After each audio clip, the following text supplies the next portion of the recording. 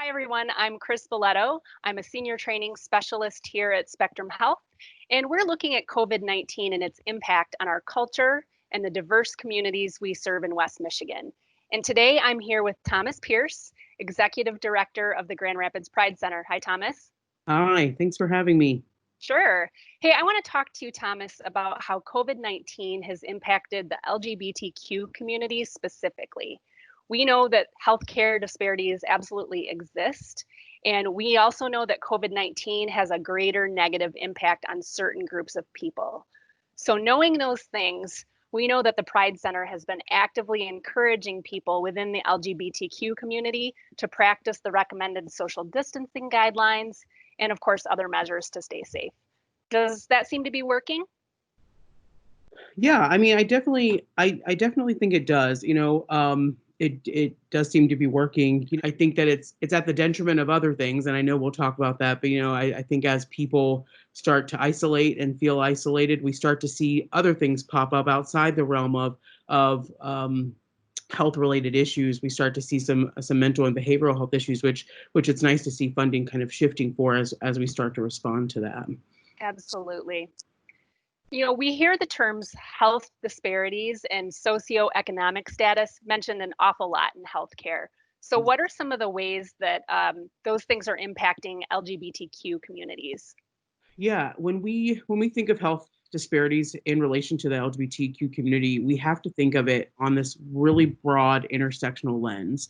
At the beginning of any conversation about disparities within the queer community, we have to look at the fact that queerness and LGBTQ folk intersect every other population demographic there. So when we start to think of this disparity role and how that intersects, we have to think of all of the other pieces like geographic location, race, ethnicity, a socioeconomic status, which I know we'll get to, and once we start breaking it down from there, we start to look at adverse childhood experiences, trauma.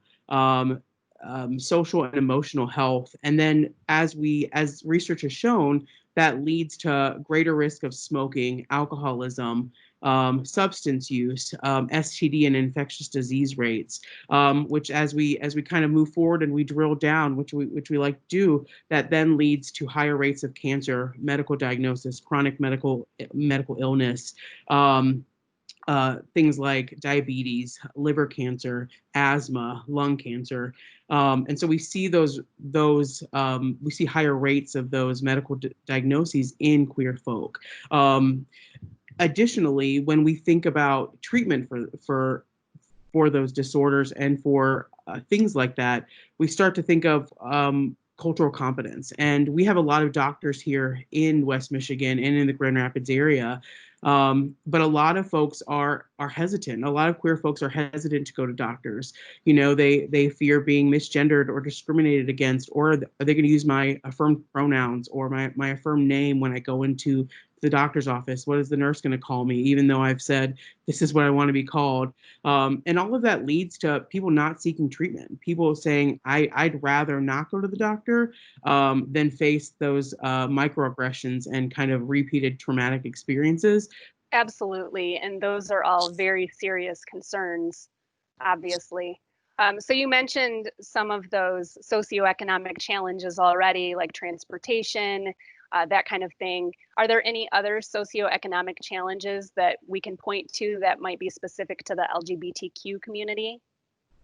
Yeah, when we look at the data around LGBTQ plus folk and the industries they work in, a lot of queer folk work in those front service line, what were kind of deemed during this time as essential positions. What we know now is that those people were going to work and they weren't closing. They didn't have the option to work from home, which left them at greater risk of exposure. Right? We saw that. Folks working in warehouses, folks working in direct support roles in nursing homes and AFCs we see the rates of infection higher among those folks. And that's because we see a higher rate of queer folk working in those kind of lower entry level positions. We also look at, when we think of the intersectional lens, we look at age. and we look at older LGBTQ folks who are retiring or who are home by themselves, who have less access to family members or friends. They're less likely to have children or people they can turn to, natural supports. And so we start to see all those compounding socioeconomic pieces play into someone's physical and emotional health. Additionally, we and I probably said intersectional 10 times here, but I think it's probably one of the most important things to consider is we start to consider how socioeconomic status and health disparities intersect when we think of race and ethnicity. And there has been a lot of talk and a lot of conversation about how COVID-19 has disproportionately affected people of color and communities of color. And those intersect with the queer community. Our queer community intersects with those communities.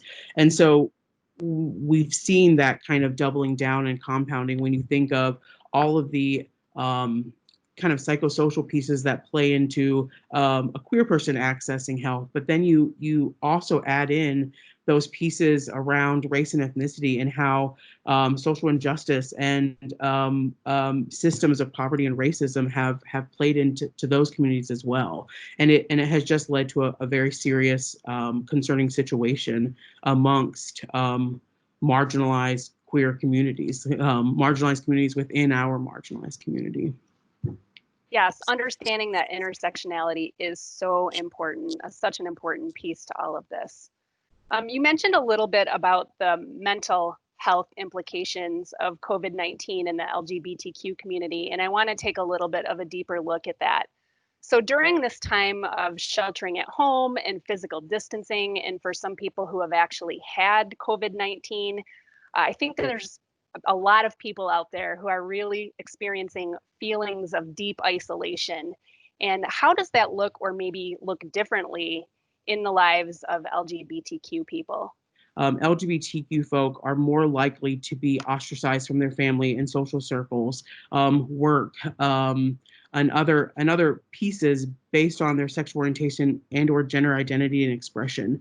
So that's there. When we also add in a stay-at-home isolation factor, what it does is it disconnects LGBTQ folk from the resources they already have. Those social pieces they have, as few as they probably were. Here at the Pride Center, we offer a good number of social and support groups, and for a lot of people, that one time a week or twice a month was the only opportunity they had to come in and be who they were.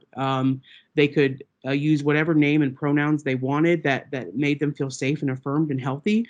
And while we were able to move a lot of those things virtually, that's different. Like, working virtually is different than physical connection or just being close to somebody. So we have seen a pretty sharp increase in the number of people reaching out saying, I'm really not doing well. Like, I'm not doing well, and I really don't know where to go. We're seeing a large increase in older adults that are also needing services or reaching out, just saying, I really need to go to a group. When are y'all reopening? And unfortunately, we're not there yet as a state. So we're like, hey, how can we connect you with something? How can we connect you with this person that you can talk to weekly, or this therapist that we've kind of vetted out? We serve a lot of young people, and we miss them here every week. And they are probably the most engaged and most connected, right? They are the most connected generation right now. And so as our staff here has tried to stay connected with them on multiple platforms that we've learned, we also see that even though they have this connection and they all exist in a virtual world and are very comfortable with it, they are now at home all the time. And while we have some great family units out there that we love to work with, there are a lot of young people that are stuck in very unhealthy, toxic situations. And so we are seeing a rise in conversations about, what do I do? I'm not really feeling well. My parents don't support me, and I'm stuck in it all day, every day now. Whereas before, they went to school or went to summer camp or came to the Pride Center after school and hung out until they had to go home. There's not that option anymore. Absolutely. Such unique challenges in the LGBTQ community. Well, I think that about wraps it up. So thank you so much, Thomas, for having this really important discussion and keeping us all informed about how COVID-19 has impacted the LGBTQ community. You're doing very important work. And for those watching, thank you for tuning in. Be sure to check out our community resource page at spectrumhealth.org/COVID for other conversations like this and for free additional resources. Thanks again, Thomas. I appreciate it.